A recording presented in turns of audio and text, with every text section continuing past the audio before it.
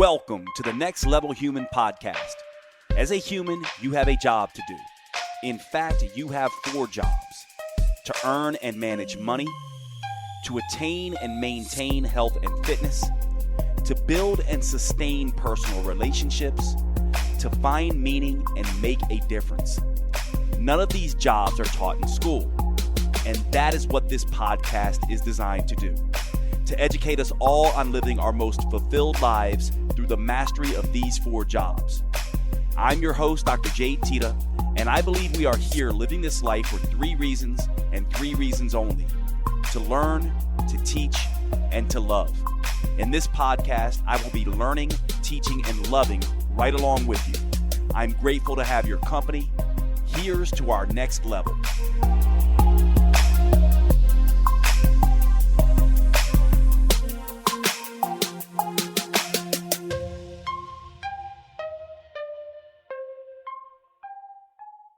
Okay, what's up, everybody? Welcome to this week's episode of the Next Level Human podcast. This episode, we're actually going to talk about finance. So as you know, we always talk about the 4 jobs of every human: health, wealth, personal development, and personal relationships. Another way to say that is all of us humans, we have to earn a living, right? Manage our finances. We have to attain and maintain optimal sort of health and fitness, right? We have to develop and sustain personal relationships, and we have to develop purpose and meaning, and this is the realm of personal development. So we usually spend a lot of our time on this podcast talking about health and fitness and personal relationships. Lately, we've been talking a little bit more about purpose and meaning, and we don't do a whole lot on finance, and I want to do that, and the reason I want to do that is because right now, if you're listening to this podcast, we're right in the middle of the coronavirus sort of outbreak and quarantine, and everybody is at home, and a lot of people are a little bit afraid, especially people in the health and fitness industry who were making their living in person doing sort of health and fitness or consultations and cross the desk as functional medicine practitioners and doctors, and we're all finding that business has slowed down. Well, I escaped this reality for myself years back and have been completely online for a very long time, and I continue to get the question from people, hey, Jade, how do you do this internet business thing? How does it work? And so I wanted in this episode to give just an overall understanding of my experience in this realm in becoming an entrepreneur on the internet, how it works, how you market, etc. And I don't really have, sort of an outline for this talk. I normally don't. I normally just, sort of freewheel. And so we'll see how this goes and see what you think about this. But let's get into this really quickly. So the idea, right, online, basically what we're talking about is we're talking about being able to go past our physical sort of location to interact with the world at large. And so all of a sudden we're essentially now out in the world. Anybody who has an internet connection should be able to see us and find us. This is one of the big misunderstandings, though, about the internet, right? Because in a sense, you're basically a drop of water, a single drop in a huge sea. So why would anyone take notice of you, right? Well, let's cover that first. Well, people are on the internet, right? And they are on the internet, which is filled with information, right? So there's just people go there for information. Google is now like the oracle, right? So if you want a question to something, you're going to go to educate yourself. We also now are finding that most people are now some degree consuming their entertainment online as well. And so online has become both entertainment and education. So just start right there. And both of those can get a lot of attention. So if you're a healer and you're or a trainer, a lot of what you're doing is in the realm of education. And so let's talk about this first. First of all, what does someone who is looking for education, information, do, right? Well, they go to YouTube or they go to Google, which, by the way, are one and the same thing. Google owns YouTube. And they type in, how to burn fat or how to heal hypothyroid or natural solutions for high blood pressure, right? They're typing in these things into Google, and Google essentially takes this information and goes out and starts crawling. And when I say crawling, like literally, you have computer programs, they call it crawling, that go out there and look through the Google algorithms and things like that to see what are the most reliable, trafficked, websites that give information on this. So, for example, if I write a blog, and I'll give you one of mine when I was doing Metabolic Effect, if I write a blog, how to burn fat during menopause, right? What I want to do is I want to know what people are actually searching for when they go in and type in a search term in Google or in YouTube, right? I want to know what they're actually searching. So I would use a tool like Google Keyword Planner, where I can go in and see what is the term that people are searching for. Now, I might think I might call it fat loss in menopause, but what I might find is that most people don't use the term fat loss, and most people are using the term weight loss, how to lose weight at menopause. Or maybe I find as I go through this keyword planner, and basically for those of you who don't know, it's basically you could search in Google and say Google Keyword Planner. You can go into that and you could type in a term that you are essentially wanting to write about. Whether you're going to podcast on it, whether you're going to do a video on it on YouTube, whether you're going to blog about it, you're essentially looking for a search term. Now, this is the first thing you do, because one of the first lessons on internet business is people speak a particular language. They don't speak your language. If you're trying to reach them, you want to speak their language. So if I go into this keyword planner, it tells me what the actual terms people are using in Google, the actual terms that they are searching for. So I type in menopause, fat loss, and what I find is there's not a lot of people searching for that, but I do find an awful lot of people searching for menopause, weight loss. And maybe I discover that they're actually searching menopause belly. And maybe as I do my research, I see that people are searching how to lose the menopause belly. Now what I do is I turn around, I change my approach, and I name the article I'm writing, the video I am doing, or the podcast episode I'm creating according to what people are searching for. So I would say, instead of saying fat loss in menopause, I would say how to lose the menopause belly. This is the beginning of the process. And now when people come into Google, they will type in what they're normally typing in. And maybe now I have a chance, based on the creation of that content that I created, to get seen. Now, the truth of the matter is, this might get you to be maybe a segment of the sea instead of a drop in the sea.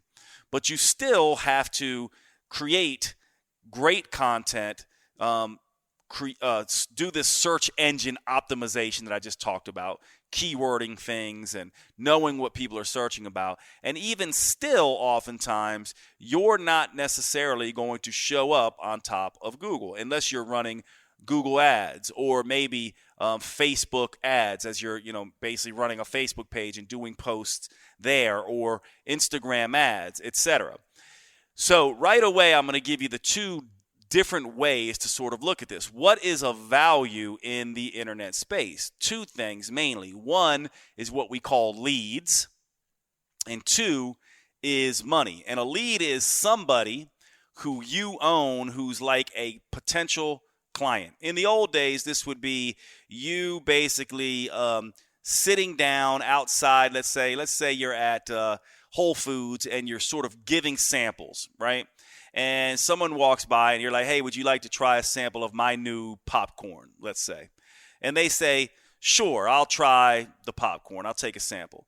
When they take that sample, right, this is sort of like them stumbling upon you on Instagram or a podcast or on your Facebook page, or stumbling across your blog.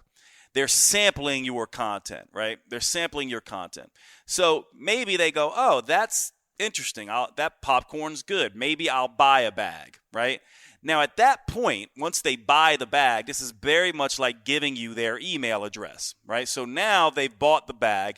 They actually have a greater experience with you. They go home and they eat the popcorn, and if they like it, then they become a customer and start repeating buying.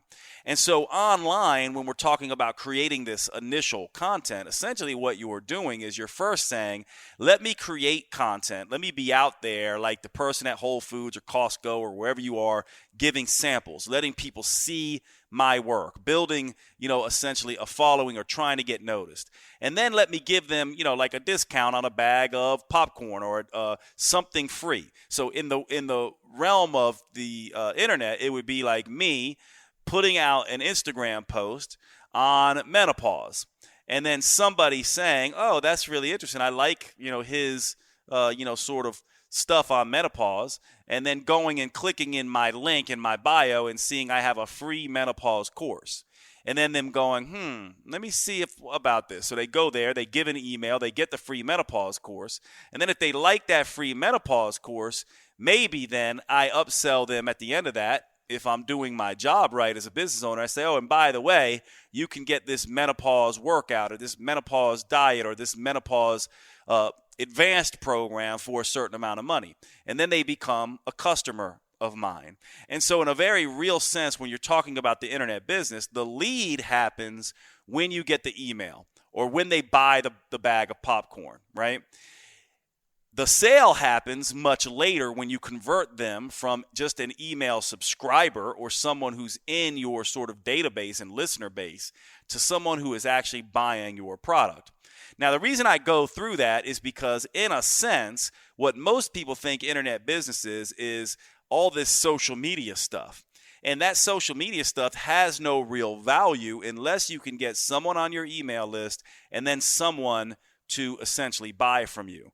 Now, this is changing for some people. Like, for example, I have enough of a following now on social media that I can actually run and sell things right from my stories and that kind of stuff. But that's typically not the way it happens. Not only that, what I really would like to do is get people into my email list so I own them, so I can talk to them, so I can make them know, like, and trust me better. And so one of the things that I'm doing is I first want to know, what are people interested in? What are people talking about? What are people searching for? And then I take my area of expertise and I start crafting my messages around what people are searching for. So I have a very good understanding, or get a very good understanding of, what are people searching for on Google? What kind of videos are getting the most watched, most watches on YouTube? Who are the people and what kind of content are people putting out on Instagram and Facebook pages? Who's responding to what? And how can I bring my expertise to that? Now, that is just sort of the chumming of the water, so to speak. So if we switch to another analogy and start talking about fishing, let's say, social media activity and content creation, as I put out a podcast, or I put out a post on Instagram, or I put a post on Facebook, or I do a blog, all of this content creation is essentially like chum. It's basically the sort of stuff that I throw into the water to attract the sharks, right? We all have heard of chumming the water. So let's say I'm going to search for sharks. I want to catch sharks. Then I want to chum the water. I want to bring them in. I'm going to throw this bloody fish into the water all around my boat, hope that the sharks smell it and come close and see and start inspecting around the boat. Then maybe I could throw my line in and try to catch a shark. Well, this chumming of the water is something that you have to think very clearly about. You have to say, what is my expertise? How can I show up with my messaging? What are other people doing that's working? And what are the problems that people have that they're searching to solve, that they want to be educated on? And then I start crafting my message around that, and that becomes the way I began this process. Now, what a lot of people do is they kind of go, well, I am passionate about XYZ, and here's how I talk about it. And then what happens is they start hitting a wall because, yes, your passion is important, and yes, what you want to talk about and the way you talk about it is important because this makes you interesting and different, but you can't forget about, you have to also use the language that the customer, the potential customer, is also using. And so as you create your content, you have to understand that content is only good if it brings sharks to the water. So this is where you start looking at, is my content getting liked, shared? Am I getting followed? And if I'm not, that means I'm not actually creating good content that brings people in, because there's a lot of noise out there, right? If you look across the bay, there's someone over there chumming for sharks. And if you look further down, there's someone over there chumming for sharks. There's people out there talking about health and fitness and all this stuff all of the time. And so you have to know, what are people asking for? What are they searching for? What is my unique stuff? How can I come at this in a unique way to get attention? Then you use feedback from social media, follows, shares, likes, saves, etc., to determine, am I doing a great job? Now, me personally, I look at my insights. You can go into Instagram, you can go into your Facebook posts, you can go into podcasts. You can essentially see how many views, likes, shares, listens you're getting. For me, when I try to evaluate my content, I'm always looking at shares and saves, because I figure if it's good enough for someone to share with a friend or save for later, those are, to me, the sort of highest sort of standard of engagement in my mind. I mean, there's lots of people, and you know how this is. There's lots of people I follow on Instagram, Facebook, and I just see them, and I like their thing just without even reading it, just because I like them, or, I'm just trying to be a nice guy, or, whatever. So a lot of the likes and follows and stuff like that aren't necessarily, they're, sort of peripheral engagement tactics. So I look at shares and saves, and then those shares and saves of that content, I am essentially building more content like that. And here's another clinical pearl I'll give you, or tool I'll give you, is that when you find shares and saves or content that you've created that does really well, one big mistake a lot of people do in the internet business is they go on to the next thing. They just keep creating content. Well, from my perspective, you want to promote your best content. So yes, you're always creating content, but the content that does well, the content that gets shared, the content that gets saved, you want to promote that. So you want to share that again and again. If you're a follower of mine, you'll see, oh, wow, yeah, Jade posts that same thing, once every couple of months. You'll see the same content come up, or you'll see me create different ideas on the same theme. Maybe I'll do an infographic on menopause. Maybe I'll do a podcast on menopause. Maybe I'll do 4 or 5 blogs on different aspects of menopause, right, and weight loss related to it. And this is how I essentially chum the water. Now, here's the thing. This chumming of the water, shares, follows, saves, likes, all these people that have these big followings on social media may or may not be making money. And a lot of them are not, because a lot of them are not understanding the way to convert that into an actual business to make money. So just getting follows and likes is not as important as getting saves and shares. And none of those are as important as getting an email, a real email from somebody that you actually own, that you can then start emailing them to get them to know, like, and trust you, so that you can eventually sell them. So you can see that this idea that you just posting a bunch of stuff that people might like or follow and then say, hey, buy it, is probably not going to work for most people, because a lot of this stuff, especially workouts and diet advice and stuff like this, a lot of this stuff is basically it's commodity advice. It means that a lot of people are doing it. And so what you want to do is you want to know what is commodity-based stuff, like workouts, nutrition advice, and stuff like that. Post a lot of that stuff for free, and then organize it in a way that makes it easier for these people to get to. And this is where the next phase of this happens. So let's just repeat what I've said so far. The beginning of internet business starts with you doing some research, looking at YouTube, looking at Google, using Google keyword tools, looking at what people are searching for, the problems they're wanting to solve in the exact same language that they use, not the language you use, and then matching your expertise to that. So now you have an idea. Here's what people are searching for. Here's what the words they're actually using when they search. Here are the type of videos and the types of blogs and the things like that that they're actually ranking high for. I'm going to create content around that. And then I'm going to use that content, whether it be a podcast, whether it be a blog, whether it be Instagram and Facebook posts, or a YouTube video. I'm going to use that content to chum the water. And that's why all of us who do this business are on social media. I wouldn't be on social media. I'm more of an introvert, and I'm not someone who likes to share every single aspect of my life. I wouldn't probably be on there if it weren't for business. My social media presence is about chumming the water, right?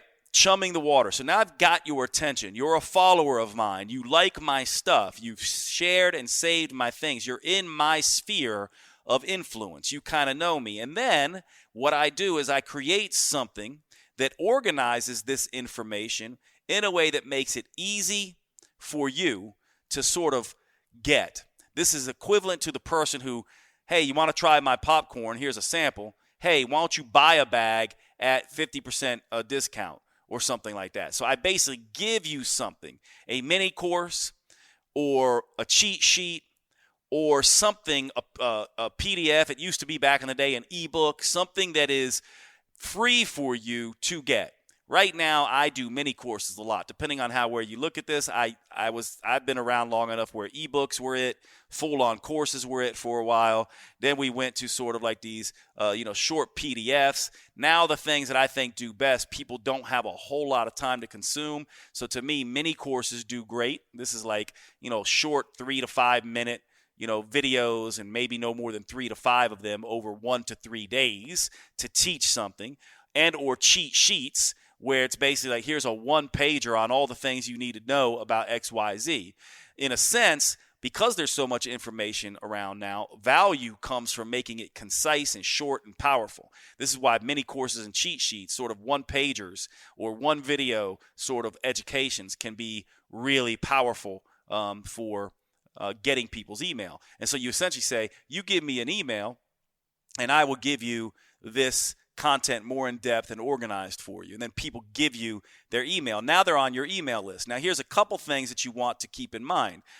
What a lot of people did back in the day that you do not want to do anymore is what they do is they just get as many emails as possible. So they thought a large email list was a good list.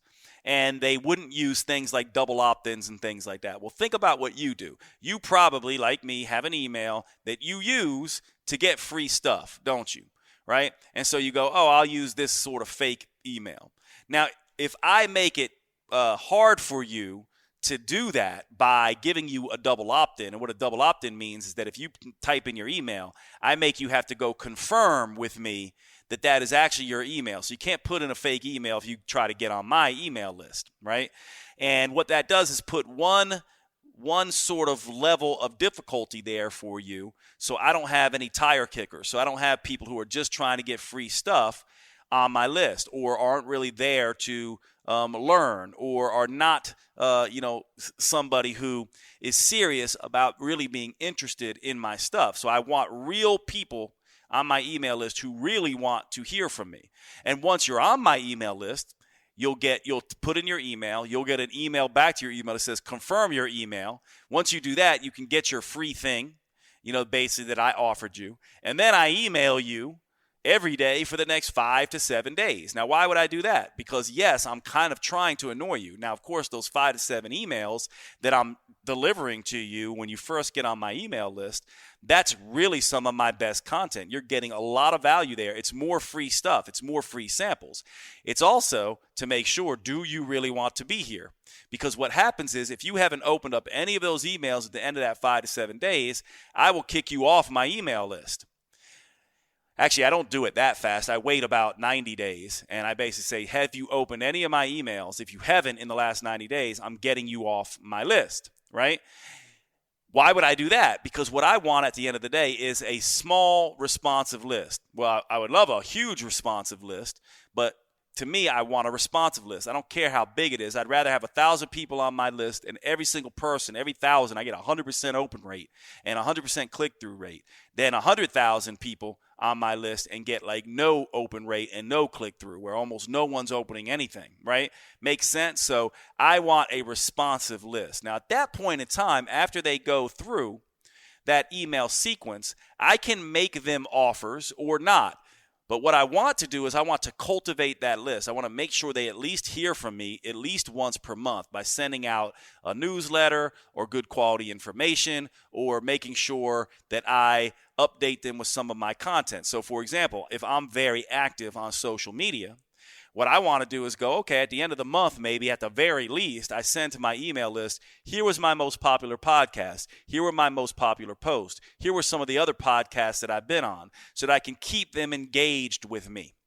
So you see, this is the second part now. So the first part is chumming the water, so to speak, getting the fish near. The second part is creating some kind of bait, right? And that's this freebie that I'm going to give away to get people to bite on the hook, right?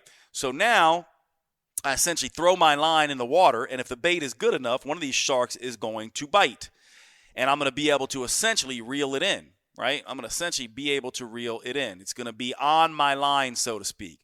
Now, I still haven't brought it in the boat yet. It's not a customer yet. I can't, basically take it home and bring it to the store and get money out of it yet. It still could break the line or get off my line, or, I may not be able to catch it if I do things wrong here. And this is where now I create a product that I then market through educational marketing. And through educational marketing, what I mean is you're essentially saying, if I create a menopause program, since we're using that particular analogy, what I'm going to do is create a launch, basically, where I teach people all the most important things about menopause that are in my course. Ideally, I would have built the course, and now I'm taking parts of the course and delivering to them, dripping them to my email list over about a week period, and telling them, hey, here's some great information on menopause that you want to be aware of. If you like this, buy my course. I have a course on this. Next email, here's another great stuff on, menopause. If you like this, buy my, menopause thing. And I do that several times. And at the end, what I essentially do in that launch is I essentially say, hey, the menopause program, you can still get it I like to use expiring bonuses, right? So where it's like, you can get it for cheaper right now. If you don't get it now, it's going to be more later. And you have to be honest about this. It's basically like during this launch period, you can get my menopause program at a cheaper rate. And what that does is create some marketing scarcity, which we all know makes a difference. Sales is great marketing. Having a sale helps you, helps them. And also an expiring sale where it goes out. This is just sort of marketing 101. This gets people to sort of buy that product for you. Now, once they buy, this is very much like taking that shark home with you, putting him in your aquarium and having him as a pet now. And you basically still want to feed him with great stuff. Now that he's been a client and bought something from you, you still want to treat them amazing and treat him like that's your pet and still give him free stuff and take great care of him so he buys other stuff. So when you bring this client, this lead home, this customer now home to your aquarium, you want to think about your aquarium as being an aquarium that this fish could voluntarily leave if they want to, right? And if you don't take care of them and you don't, make sure you do follow-up sequences and give a great program, you are not going to be able to convert this particular client. And so at a very high level, this is the game that you play. And so really, when you think about producing content and the idea of educating, there's lots of different content that you want to create. There's sort of social media content, what I would call attraction content. This chums the water. This is podcast. This is blog posts. This is Instagram. This is Facebook. This is all those kinds of things, right? This is attraction content. And then you want to create opt-in content. This is sort of the freebies, the mini course, the cheat sheets, right? And this opt-in content gets people on your email list. And then there's email content that essentially keeps those, leads warm and interested in what you do. And then there's launch content where you're essentially doing this educational launch where you're educating people through this process of selling. And then there's program content, the actual stuff that's in your program. And then you could even think there's back into email-based content, right? So this is how this sequence works. Now, to get people in the front door, right, you can either do it organically with this attraction content and or you could do it through ads and ad content. And ideally, you would be doing a little bit of both. The thing that you kind of want to understand here, though, is that in order for people to want to buy from you, they need to know they need to like, and they need to trust you. And so the way that you do that is through this consistent content constantly model, right? So even if you hit them with an ad, you want to essentially bring them to a place that brings them into a freebie, into this launch-based email education to sell people. Very few people are going to go right from an ad, they've never heard of you before, onto a sales page and then buy. Now, I say that with some trepidation, because if you're really good at sales pages and really good at copy and really know what you're doing, absolutely there are plenty of people. As a matter of fact, my company, Metabolic Living, people that make their livings doing this. So there's a lot of us who've made a lot of money doing that. But for most solopreneurs who are going to be listening to this, that is going to be out of the question, because you just don't have the skill set. Now, there are people you can hire to build out what they call these funnels for you, where it's basically an ad to an educational sort of launch funnel to a sale, a program sale on the back end.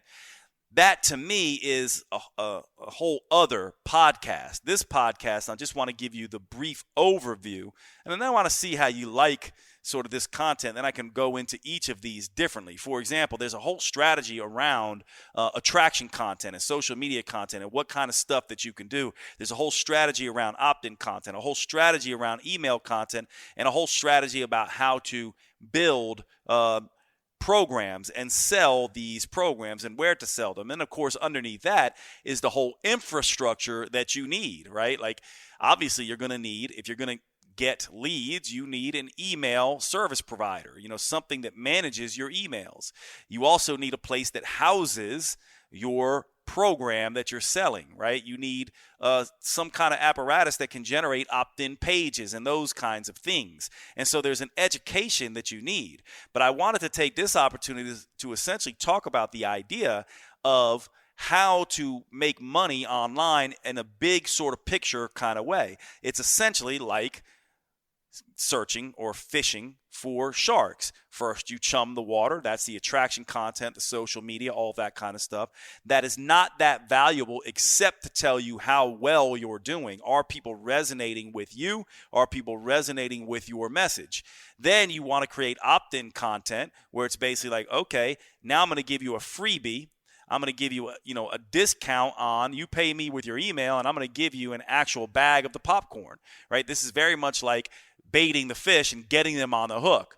Then you essentially have to get your emails right, talk to them, get them to know, like, and trust you so you can literally pull them into the boat and sell them on your program. And this is typically how the process works. Now, I'll say a few things because I don't want to ramble on, and I just want to see if this kind of content resonates with you all.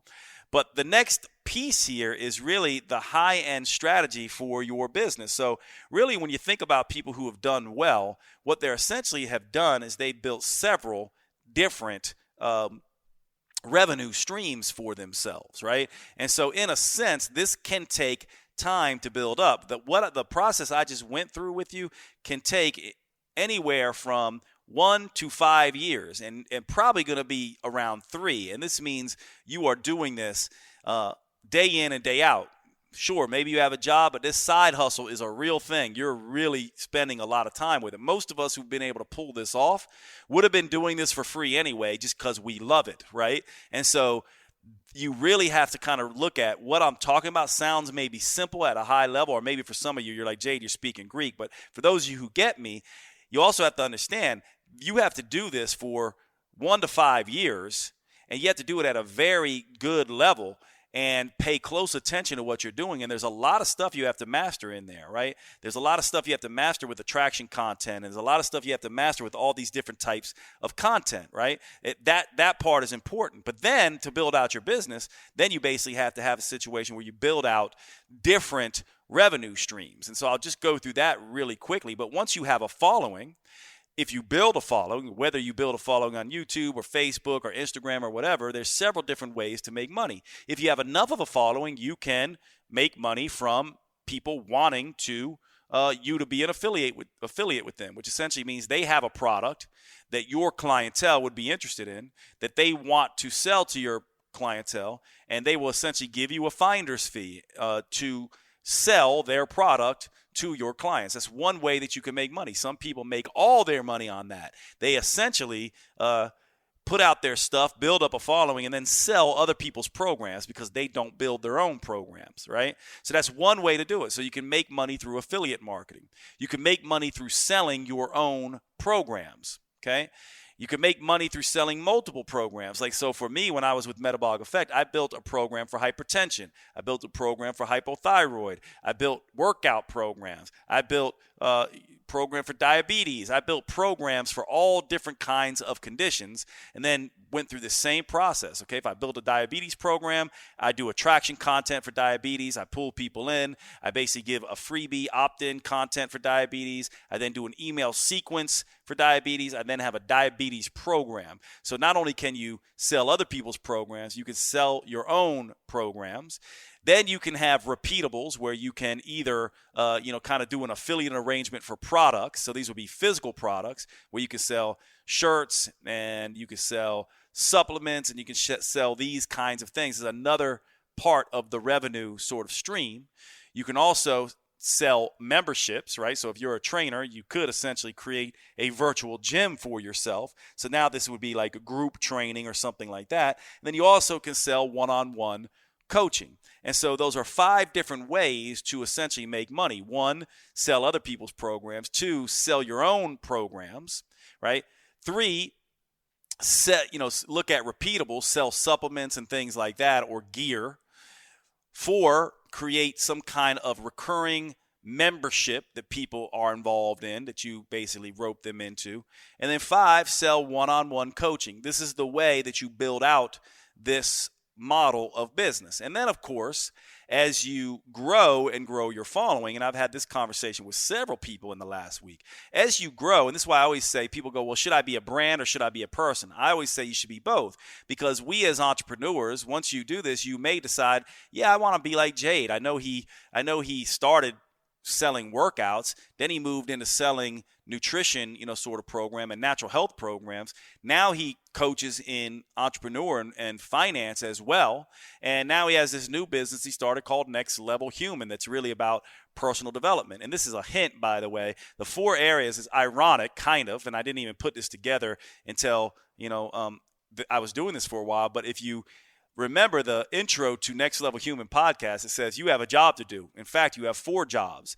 Well, ironically, those 4 jobs, finance, health, relationships, and purpose and meaning, these are the 4 big buckets that most people spend their money on online. Think about it. When you buy an online program, it's almost always going to be one of those 4 things. How to make money, right? How to attain or maintain health and fitness, how to find love or mend relationships, and 2, personal development, how to find purpose and meaning. This is essentially self-help. This is the self-help section of, bookstores, which are quickly going away, and they're usually huge. If you walk into a bookstore, if you can find one nowadays, you'll see the self-help section is huge. So essentially, those of us who are educating and teaching online, we are essentially in the self-help business, and we are essentially teaching, educating, selling these 4 jobs, right? So in a sense, Next Level Human, my sort of new venture, is really about teaching these 4 jobs to people because, ironically, this is what people search for, want information on, want to understand, and will part with their money for to understand this stuff. You may, in your trajectory as an online entrepreneur, dovetail into this, right? Because obviously, since I made money with health and fitness, and I also have a psychology background and a coaching background, I've always sold in the realm of health and fitness and psychology and purpose and meaning. And then as I've gotten better and better at this, I can now teach this whole idea about how to make money online. All right, I'm going to go ahead and stop there. I know this is sort of a whirlwind, and it's sort of like, for those of you who know this business, it's probably like, yeah, Jade, no, duh. But for those of you who don't or are getting your first taste of this, I wanted to give you an understanding about how this process works at a high level and sort of the different pieces. And so I'm going to release this, and I want to just give me some feedback. Come into my DMs or send me an email over to support@jadeteta.com or leave me a review on iTunes. I'd appreciate if you do that anyway. Remember, reviews are important for anyone who's putting out content because they help other people and inspire other people to listen, and they may learn. So it's a way for you to spread the love, so to speak. But let me know about this kind of content and if you want more of it. And I'll give you a hint, too. One of the other reasons, there's a hidden motivation in this. One of the other reasons that I'm doing this particular podcast is because I am actually getting ready to do a course, a live streamed event, perhaps, over while we're all sitting at home and people are asking about internet business. I'm going to teach an internet business course here in the next month or two. And so part of this is a warm-up to that. And so I can take this, just as a final note, I can take this podcast that I've just done. I've done video. I've got audio. I can actually make attraction content out of this podcast, right? I can make attraction content out of this podcast. I can then create opt-in content, maybe with some old interviews. And I actually have a course called Time Millionaires. You can go over to www.timemillionaires.com. This is my opt-in content. It's a full course. Enter your email in there. I get you as a lead. You get a full-on free course for internet business. And then I can come back and market you as I get ready to launch this other program that I'm going to launch. So you see how that works? I can literally take this podcast, chop it up, make it attraction content. I could tell you, hey, you want my free course on internet business? Go to www.timemillionaires.com. Once you give me your email list, I can then begin to talk to you and market you this program I'm getting ready to launch. So that's exactly what I'm doing. So you can see sort of my thought process on this. Nothing is by accident. So anyway, let me know what you think of this content. I will start doing more on finance and also get some other people. I think I've said this before. I do really well in terms of earning. I am not the best saver and manager with money historically. And so I don't feel qualified to necessarily teach that aspect of finance yet. I can definitely teach earning for sure. Saving and managing, I'm getting better and better at it, but I'll probably get other people to teach that aspect of things until I become a master at it. But anyway, I'm going to end here. Hopefully you enjoyed the podcast, and I will see you on the next episode.